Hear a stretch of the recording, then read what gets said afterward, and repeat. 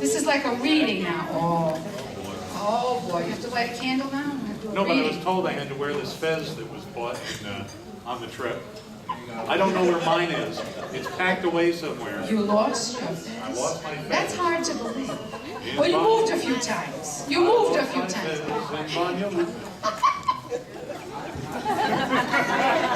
That's part of what's in here. There's a whole list. Well, first of all, the title of this book, which anyone on the trip will recognize, Look at the Stupid Americans. But in here, apparently, I know George Tajan was in on this.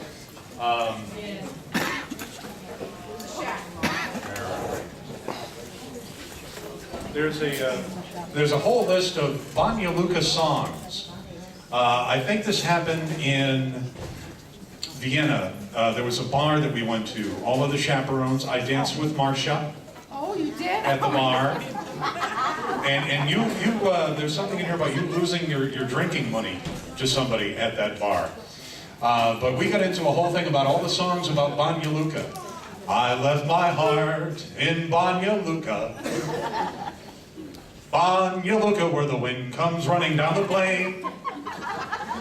Sweet home, Banja Luka. It's a long way to Banja Luka. From the halls of Banja Luka. Yes. And I think this was George's favorite. I come from Banja Luka with a banjo on my knee. But in this, there's all kinds of details that I see in it. I remember things, and there are other references that I go, what the heck was going on there? There's the story, of course, about all of the hours and hours spent on the bus. It first started in New York, where we got delayed by a whole day, staying in a Marriott. And there's one reference in here where we say we wish we had been able to, where is it? Wait a moment. I know, I should have gotten a highlighter. Where we talk about, oh, here we go. Maybe we also have liked to have taken along Danny, the bus driver, who drove us from Rhode Island to New York.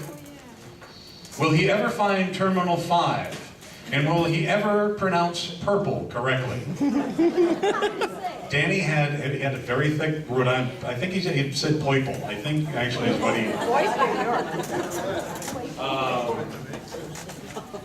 There's, again, like I said, the hours and hours on...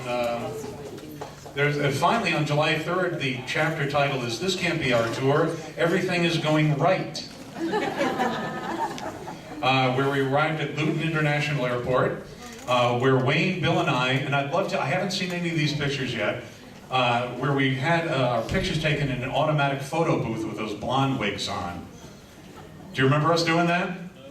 We crammed ourselves in Luton into a little photo booth and took a picture with those bald-head wigs on. It's on the internet now. Oh, the ball? That's good.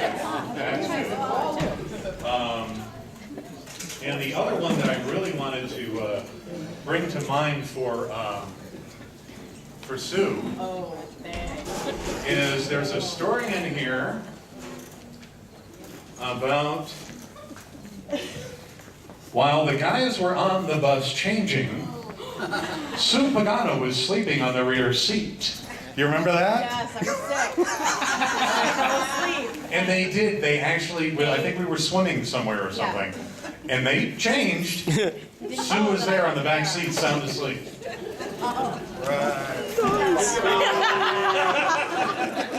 Those pictures are also now in here.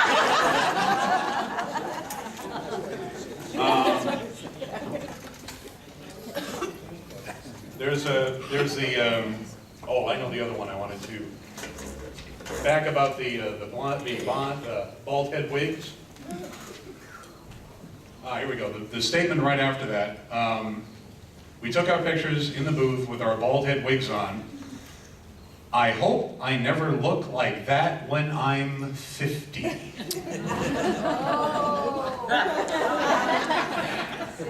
I haven't made it yet. No. But there are some others. I don't want to bore you with all of it. If you want to take a look at it, please do. because thanks to Gene Brown, I have a little surprise for everyone here, and I'm hoping I'll be able to get through it. I think I will. Some lights. We get more lights, we have a surprise. Okay. This was from, Thank you, Wayne. we did an exchange concert with a group from McLean, Virginia. 1980 something.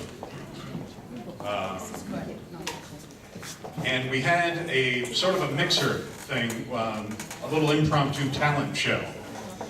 And I got up and performed this song. It's to the tune of Bad Bad Leroy Brown.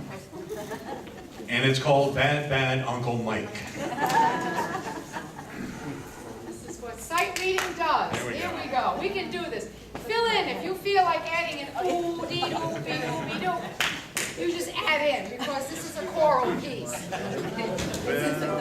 Wait a minute, I give you the note first.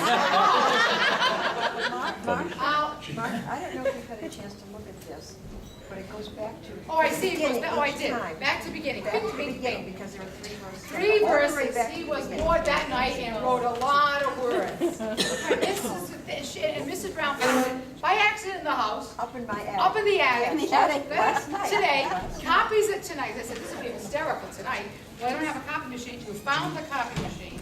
It's unbelievable. Gene, that car ride the other day, did you get to say anything? 4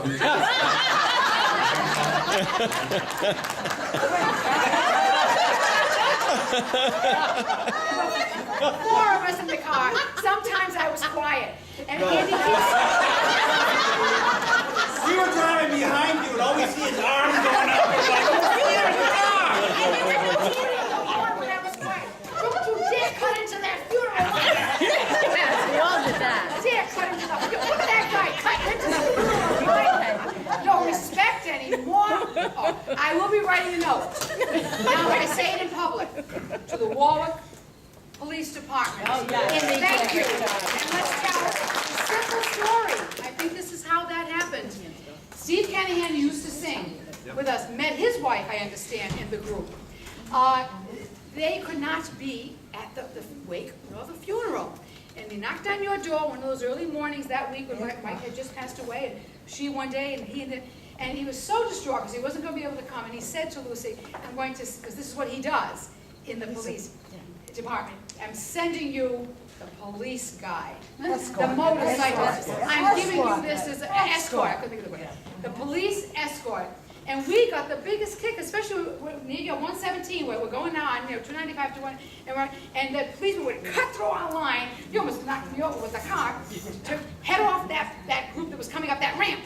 The next thing I know, he's there at the ramp. He's got his hands up. There's cars are stopped, and the funeral proceeded to the next one. Now 95 South, another police. There's 3 of them. They were having a hell of a time. It was going to be 4. That's what they do. It's supposed to be 4. Steve couldn't come. Stephen came to me say that he was doing the police escort, and my mother said they didn't want to need it. Are you kidding me? You think we're going to need it? Oh, I mean, it's tough. And plus on the highway. And plus it was a humongous, gorgeous. Oh, and by the way, Russell Boyle ran out of funeral flags for the cars. There were they've never used as many funeral flags for Michael Kroian. The people that were at it. He said, we're not flags.